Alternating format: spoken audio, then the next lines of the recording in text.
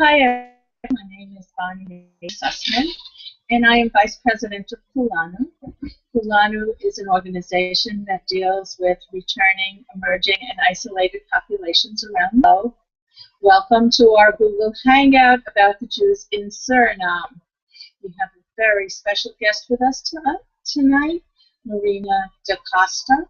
And first, I'd like to thank Harriet Bograd, President of Kulanu, and two special people that help make this hangout work with Vera and Katie. Hi, Marina. Welcome to New York. Can you tell us something about yourself? Yes, I am Marina Costa. I'm a descendant of Costa, who came in 1645 to Suriname for Costa. But in 1614, they escaped from Portugal to Amsterdam, and from Amsterdam they went to the northeast coast of Brazil.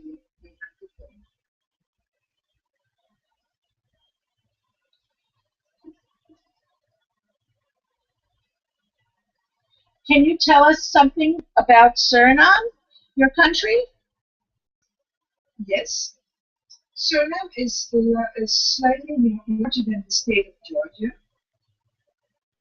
and bordered by French Guiana in the east, Guyana to the west, and Brazil to the south, and the Atlantic Ocean in the north.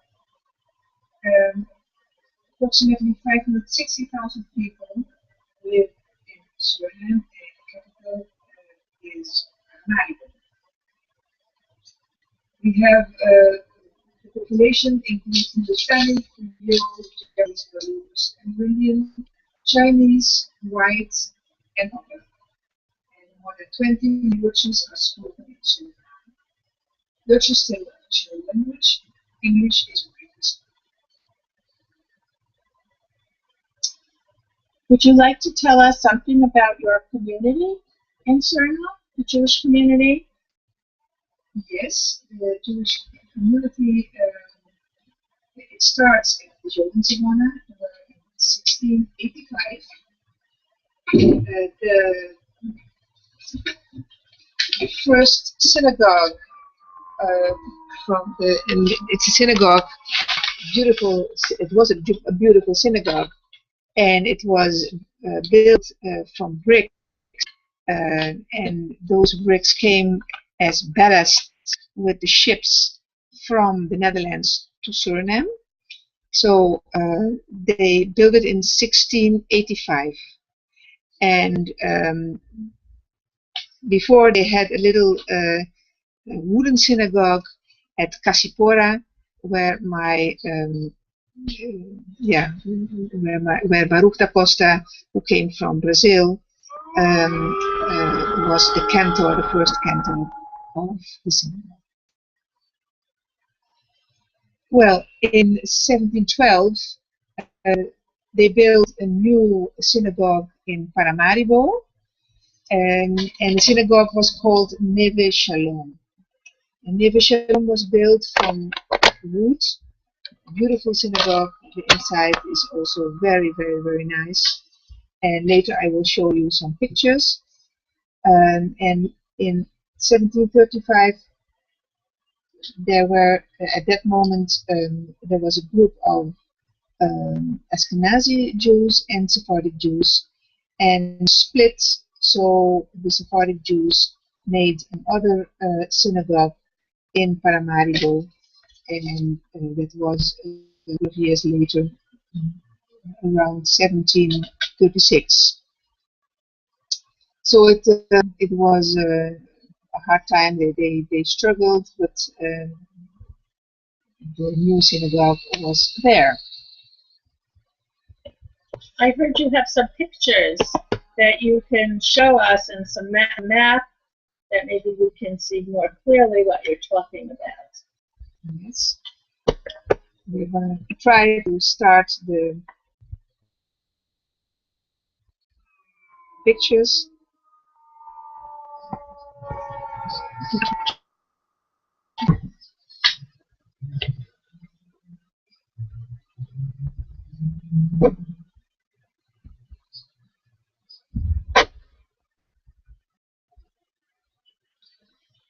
but I can tell you Suriname, the synagogue at Joden the name was Bracha Shalom. That means blessing and peace. And as I told before, it is the oldest synagogue made of bricks in the whole Western Hemisphere. How many Jews are there in Suriname now? We have our community approximately 120 members, and we are a small community which try to survive, and we do it. I think we do it very well because every Friday night we have service, and sometimes Saturday morning. So I'm glad that we can keep on going.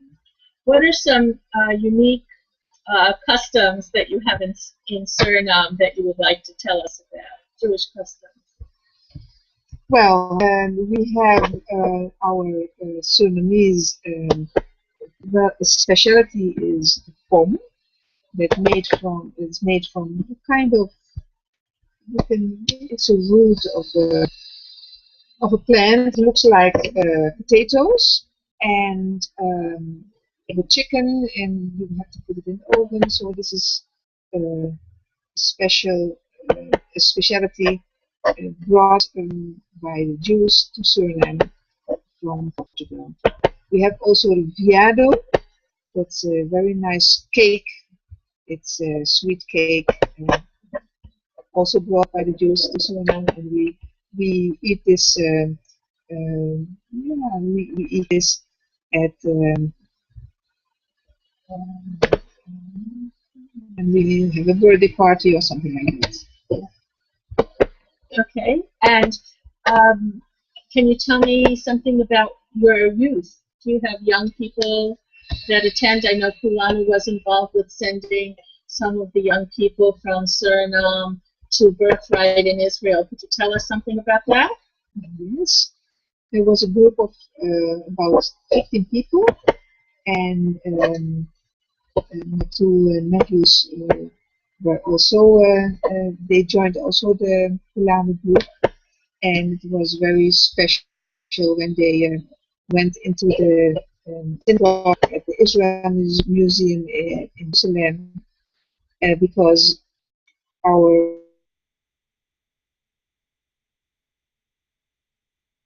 the inside of the synagogue brought over to this nice museum.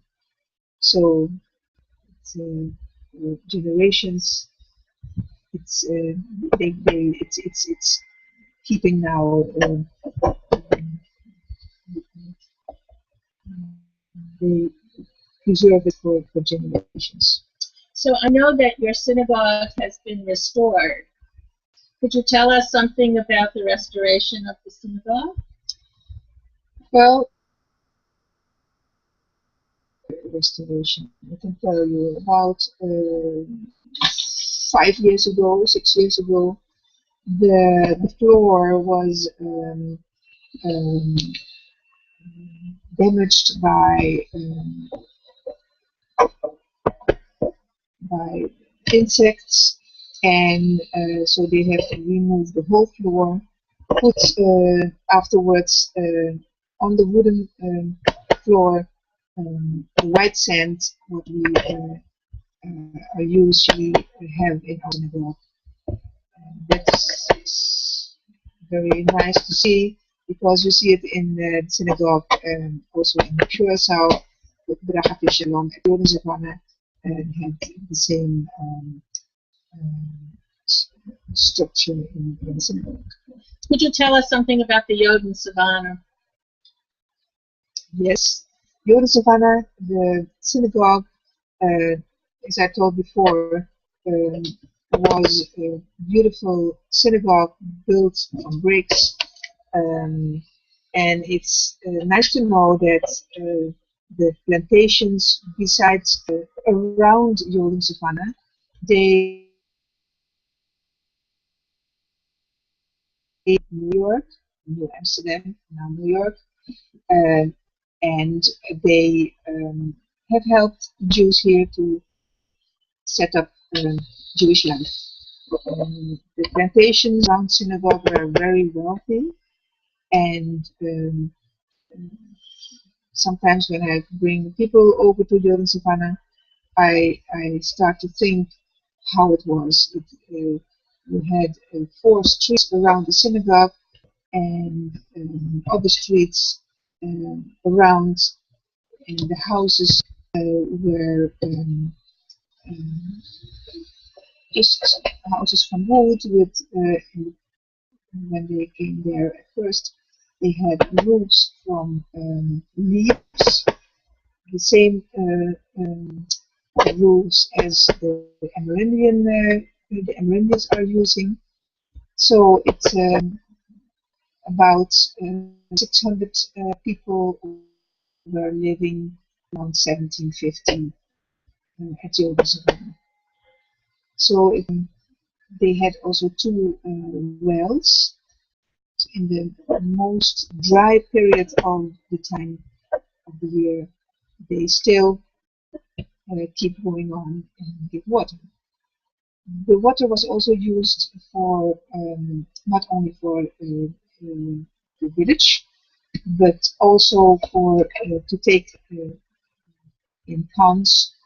The ships take them with them on their trip back. So that was really yeah, miracle, because it's. I think that when they came from Portugal to Suriname and go about 80 kilometers, um, they have to when you drive by car, it's approximately 80 kilometers, and in the middle of nowhere, in the middle of the bush, you discover water. So it's amazing. I know that you have a famous last name, da Costa. Could you go into some detail about Uriel da Costa and your family lineage? Yes. After the expulsion of Jews um, on March 1492, the Jews have to leave the country, and that day fell on the 9 Av. Uriel da Costa was